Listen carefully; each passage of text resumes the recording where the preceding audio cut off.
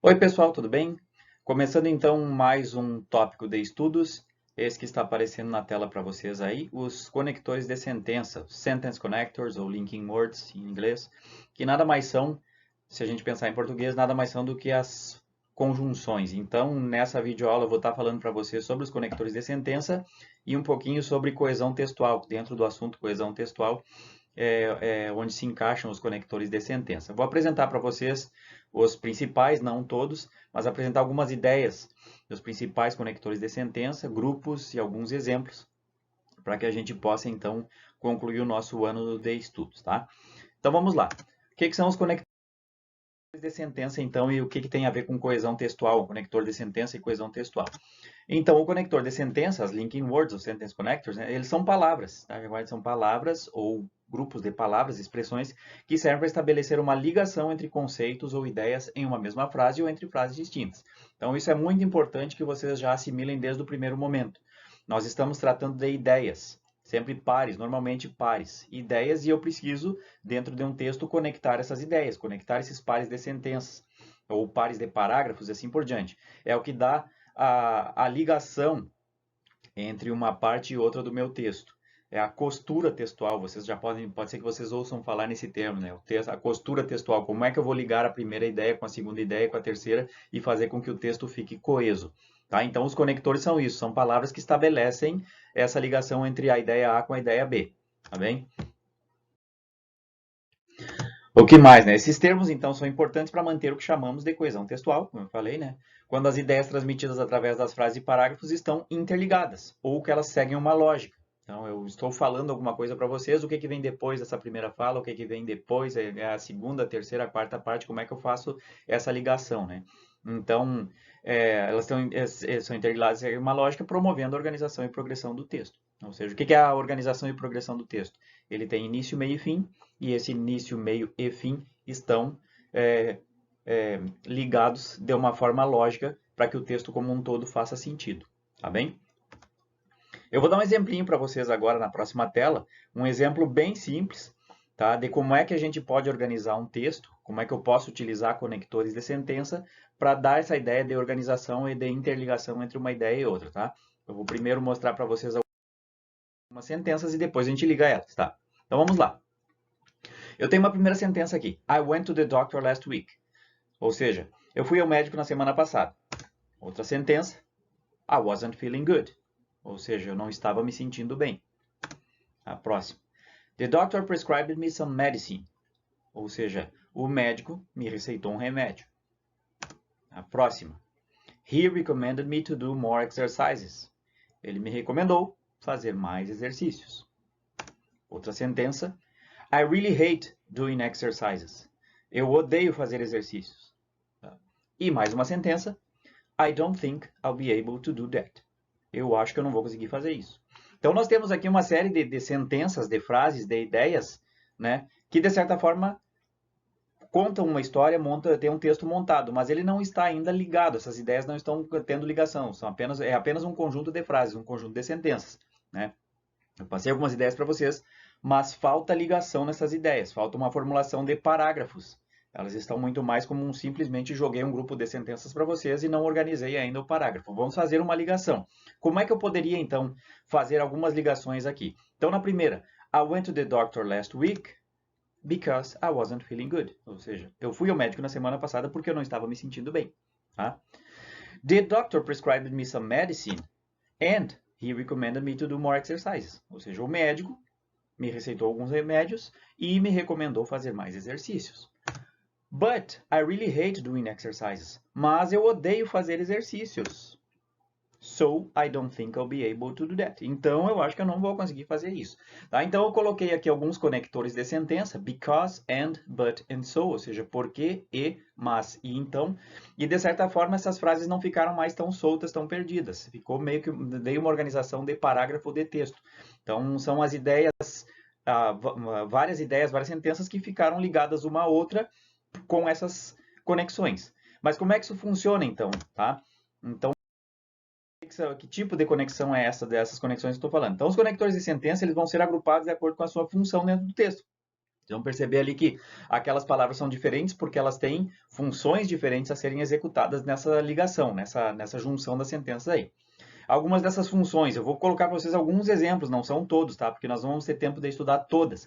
Existem vários outros, mas os principais, os mais estudados, os que mais aparecem aí quando vocês fizerem uma prova do Enem, se vocês fizerem algum vestibular, etc., são normalmente os que mais aparecem, os que eu vou apresentar para vocês agora, tá? Eles não estão limitados a esses grupos que eu vou apresentar agora. Vocês podem pesquisar, vocês vão encontrar muitos outros. Tem outros tipos de funções, inclusive além dessas que eu vou apresentar para vocês aqui. Mas as que eu vou apresentar é apenas um grupo. Então, eles podem exercer uma função de adição, uma função de contraste, função de explicação ou função de resultado e consequência. Tá? Como eu falei, eu vou focar aqui neste vídeo para vocês nessas 4 funções, mas existem outras. É que essas aqui são as mais comuns, as que mais aparecem. Funções, e aí os conectores, as palavras, aí tem vários dentro de cada função dessa. São várias funções e dentro de cada função vários tipos, vários exemplos de conectores. Tá? Então, vou começar a falar uma por uma para vocês aí. Vamos começar então pela adição. O que é a função de adição? Como é que funcionam os conectores de adição? Então, os conectores de adição eles têm por função acrescentar uma nova informação ao que já foi exposto. Ou seja, eu vou adicionar uma ideia. Ideia 1 mais ideia 2. Por exemplo, the doctor prescribed me some medicine, como eu coloquei antes. Aqui é ideia 1. O médico me receitou remédios. A ideia 2, he recommended me to do more exercises. Então, ele me recomendou fazer mais exercício. Então, eu tenho uma ideia, o doutor me receitou o remédio e ele me recomendou fazer mais exercício. Então, a ideia 2, ela está se somando, ela está sendo acrescentada à ideia 1. Como é que eu conectei? Com um conector de adição e. Né? O doutor prescreveu ou me receitou remédios e me recomendou fazer mais exercícios. Além do eu, poderia e também, além disso, além do mais, existem outras palavras que eu posso colocar aqui. Tá? Mas a ideia, o principal aqui vocês consigam assimilar. Qual é a relação dessa ideia 2? Né? Que relação ela tem aqui, dessa ideia 2, deixa eu riscar aqui para vocês, com a ideia 1. Basicamente, o principal trabalho no uso de conectores é esse. Tem que entender assim, ó, qual é a relação que a ideia 2 faz com a ideia 1 para que eu possa conectar essas duas ideias. Aqui, no caso, a ideia 2 está se somando à ideia 1. Existem, como aqui eu usei o e, né, and, mas não é o único conector possível. Existem outros, como eu falei no exemplo ali. Nós temos, por exemplo, eu vou colocar alguns exemplos para vocês, e não todos. Então, por isso que eu recomendo, se vocês quiserem saber mais, se vocês pesquisarem no Google ali conectores de sentença, vocês vão encontrar uma gama enorme aí de outros exemplos. Esses aqui são os mais comuns que a gente mais encontra em textos aí. Então, a primeira delas é essa aqui, as well as, ou seja, bem como, ou assim como. Eu poderia, naquela sentença anterior, o médico me receitou uns remédios, bem como me recomendou fazer mais exercícios. Né? O também, né? Nós temos maneiras diferentes de dizer também, also e to. Eu acho que eu já comentei isso com vocês em aula, né? A diferença do also e do to é também a tradução, só que o also é um também no começo de uma frase e o to é no final. Por exemplo, o médico me receitou remédios e também also, e também me recomendou fazer exercícios, ou então o médico me receitou remédios e mandou fazer exercícios também. Então, só para vocês entenderem a diferença do also e do to, os dois significam também, só que o also vem no início da sentença e o to vem no final. E aí isso é importante falar também, tá, gente? Eu não mencionei aqui, mas nem sempre essa conexão de sentença vai acontecer no meio. Ela pode vir antes ou pode vir depois. Pode vir sentença, sentença, conexão. Pode vir conexão, sentença, sentença. Tudo depende da organização textual, mas é importante identificar as ideias e a relação entre elas e como é que eu conecto. A posição do conjuntor nem sempre vai ser essa entre uma ideia 1 e a ideia 2, mas normalmente é mais comum, mas nem sempre, mas não é obrigatório que seja entre uma e outra. Ainda mais uns exemplos aqui, ó. Moreover and furthermore, ou seja, além do mais. Moreover, tá? As duas palavras aqui vocês podem traduzir como além do mais, tá?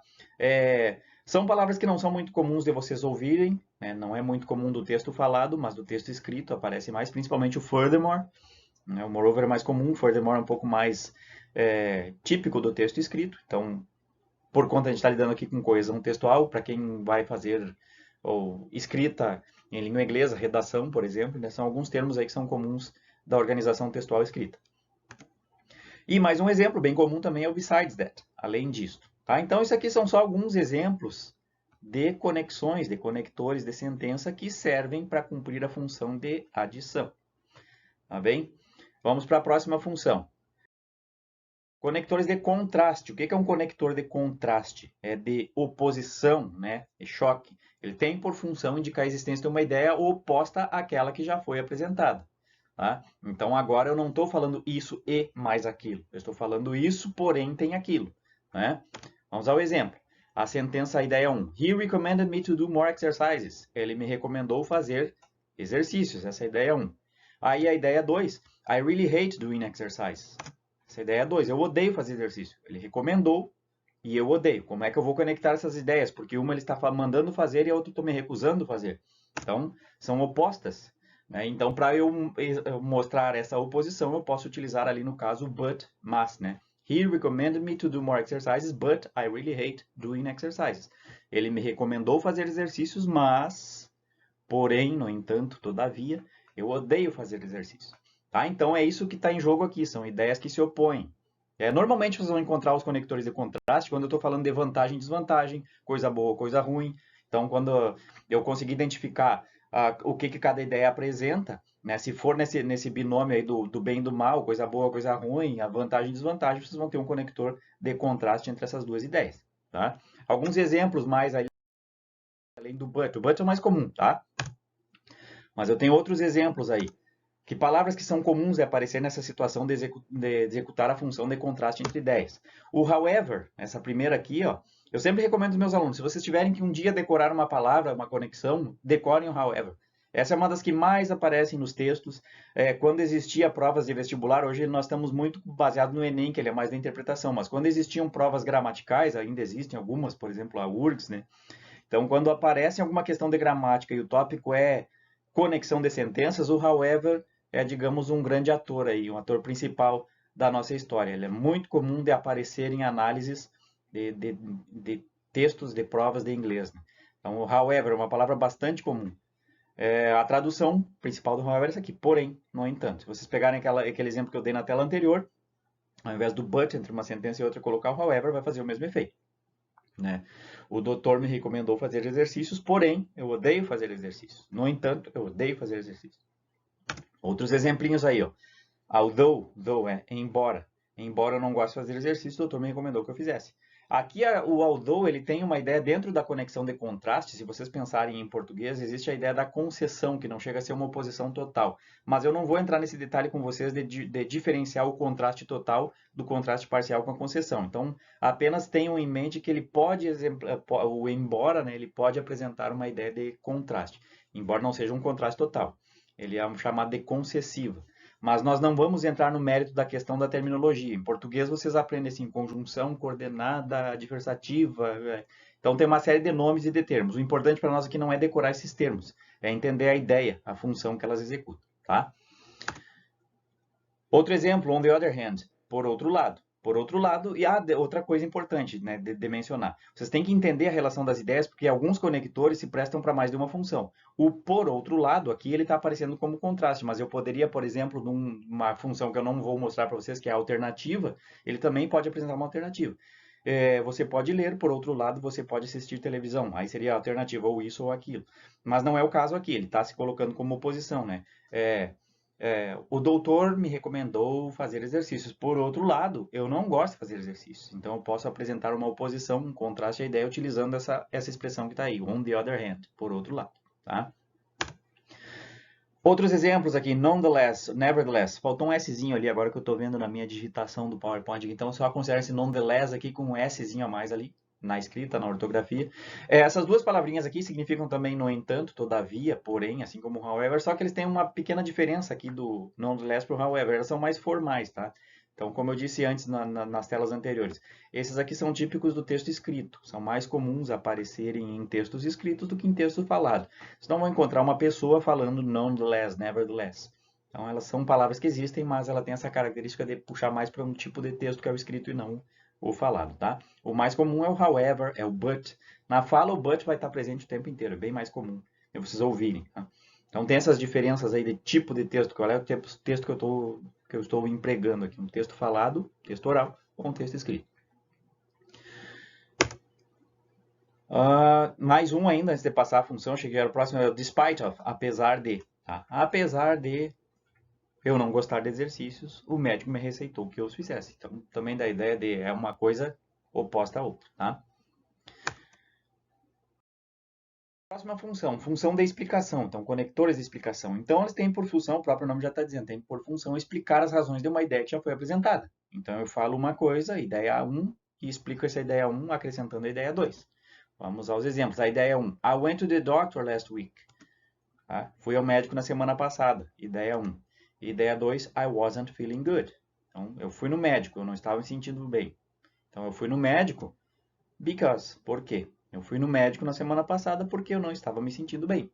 Então, eu conectei a ideia 2 com a ideia 1 utilizando essa conexão da explicação, a típica, da mais comum de todas, que é o because. Os conectores da explicação eles não são muitos. Ao contrário das adversativas, das de contraste que a gente viu antes, que tem vários exemplos, tem uma quantidade muito grande de conectores, o da explicação não são muitos. Eu vou mostrar para vocês aqui os principais na próxima tela. E tem uma pequena diferencinha que vocês vão ter que saber aqui. Não é uma diferença, é uma característica que é interessante saber, tá? Então, além do because, que é o porquê, eu posso utilizar o since, uma vez que, ou também o as, ou e porquê. Qual é a diferença do since, as, do porquê? Normalmente, o porquê eu utilizo entre as duas ideias. Eu não fui a... Por exemplo, eu estava me sentindo... O exemplo que eu dei ali, um pouquinho. É, eu fui no médico porque eu não estava me sentindo bem, né? Fui no médico ideia 1 porque não estava me sentindo bem. Eu posso inverter a ordem e dar a explicação primeiro. Então, essa diferença tem do since as do because. Essas duas aqui, normalmente é quando eu colocar primeiro a explicação para depois colocar o fato. Utilizando o because, eu lanço o fato, ideia 1, fui no médico, fato. Por quê? Porque eu estava me sentindo bem, explicação vem depois. Aqui eu começo explicando, eu poderia dizer, since I wasn't feeling good, uma vez que eu não estava me sentindo bem, eu fui ao médico. Depois, as, e porque eu não estava me sentindo bem, eu fui ao médico, tá? Então ela tem essa pequena diferencinha que é mais de colocação e de organização das ideias, mas eles servem para explicar. Tá bem? Então, se vocês se depararem com essas duas conexões aqui na função da explicação, possivelmente vocês vão ter a explicação primeiro para depois o fato acontecido. Lembrem que eu falei, não é obrigatório que eu tenha ideia 1, conexão e ideia 2. Essa ordem pode ser alterada. Por isso que é muito importante conseguir interpretar o texto, conseguir identificar as ideias que estão em jogo e onde é que está a conexão dessas ideias. Uma outra que pode servir para explicar é o that's the reason why. É por esta razão, por isso, esse é o motivo pelo qual. Né? Eu não estava me sentindo bem, este é o motivo pelo qual eu fui ao médico. Tá? Então, that's the reason why. É quase que uma frase inteira aqui, né? Mas também serve como uma conexão para explicar algum fato. Próxima, então, conectores de resultado ou consequência. Então, é um outro grupo, uma outra função, né? Eles têm por função apresentar o resultado ou a consequência de algo que já foi posto. Vamos lá. Ideia 1. I really hate doing exercises. Tá? Eu odeio fazer exercícios. A ideia 2. I don't think I'll be able to do that. Eu acho que eu não vou conseguir fazer. Então, a ideia 2 é resultado da ideia 1. Ou seja, eu odeio fazer exercícios e então eu acho que eu não vou conseguir. Então, como resultado, né, eu não gosto, eu odeio. Como resultado, como consequência de eu não gostar, eu não vou conseguir fazer. Tá? Então, essa relação entre uma e outra, da ideia 2 ser o resultado da ideia 1, ou da ideia 2 ser uma consequência da ideia 1. Tá? Então, esse sou aqui é o então. Vamos ver outros exemplos de conexão aí, que servem também para explicar resultado ou consequência. Esse aqui é bem comum, as a result, como resultado, eu poderia dizer eu não gosto de fazer exercícios e como resultado eu não vou fazê-los. Né? Como consequência de não gostar, eu não vou fazer. Thus e therefore são bem comuns também essas conexões aqui, que significam portanto. A diferença do thus para o therefore é que o thus, assim como já falei antes em outros exemplos, o thus é mais formal, ele tem mais a ver com o texto escrito, né? Ele tem mais formalidade, e o therefore é mais informal, e às vezes aparece mais na linguagem falada do que na escrita. Mas não tem diferença, tá? É só para... a gente pontua aqui, mas você não tem que dizer que eu só uso thus para isso ou therefore para aquilo, não, não é isso. Só tem uma diferencinha de formalidade aí na formalidade textual. Outro exemplo, outro bem comum também, o consequently. Esse aqui é até o cognato da função, né? Consequência, consequently, consequentemente. Né? Eu não gosto de fazer exercícios, consequentemente eu não vou conseguir fazê-los. Tá? É uma consequência do não gostar. E outro que é bem comum também, assim como aquele exemplo que eu dei no início na frase lá com o so, é o then. Então, eu não gosto de fazer exercícios. Então, como consequência disso, então eu não vou conseguir fazê-los, né? Eu acho que esse aqui é o último exemplo, pessoal, né? Isso, então aqui eu termino essa nossa videoaula, vou terminar aqui. Mas lembrando mais uma vez que isso que eu apresentei para vocês são apenas algumas das funções, alguns dos exemplos de conexão. Nos exercícios que eu vou propor para vocês, nas atividades, nos textos que a gente vai ler, vão aparecer possivelmente outros exemplos. Mas é só para a gente ter pelo menos 4 grupos aí de 4 funções para serem trabalhadas e algumas palavras que encaixam dentro de cada função. O importante é que vocês consigam interpretar e entender a função dessas palavras dentro de um texto. Para quem tem problemas com, digamos assim, assimilar um conceito gramatical, eu estou falando de conector de sentença, estou falando uma função de contraste, então vocês podem utilizar, digamos, a intuição. Intuitivamente a gente já vai lendo um texto e entendendo o porquê, né? Nós somos como falantes ou como produtores de texto, nós temos esses recursos para conseguir organizar nossas ideias. Então não se preocupem tanto em decorar o nome, é de contraste, é de explicação, isso aí é importante identificar, não decorar esses nomes. Identifiquem, tentem entender do que se trata ali. O que está em jogo aqui, só para finalizar essa videoaula, o que está em jogo vai ser isto. São sempre ideias dentro de um texto e como é que eu faço para ligar essa ideia. Esses conectores são como se fosse a costura, a colinha que vai, cola a primeira sentença com a segunda, com a terceira, o primeiro parágrafo com o segundo, com o terceiro. Então, é isso que é o importante, é vocês assimilarem essa ideia de conexão, como o próprio nome já está dizendo, conectores de sentença. Tá bem, pessoal? Vou encerrar o vídeo por aqui. Na próxima semana, possivelmente, a gente aprofunde um pouquinho mais. Eu acredito que nós vamos ter mais uma aula para trabalhar isso. Então, vou trazer mais exemplos, tá bem? Então é isso. Tchau, tchau.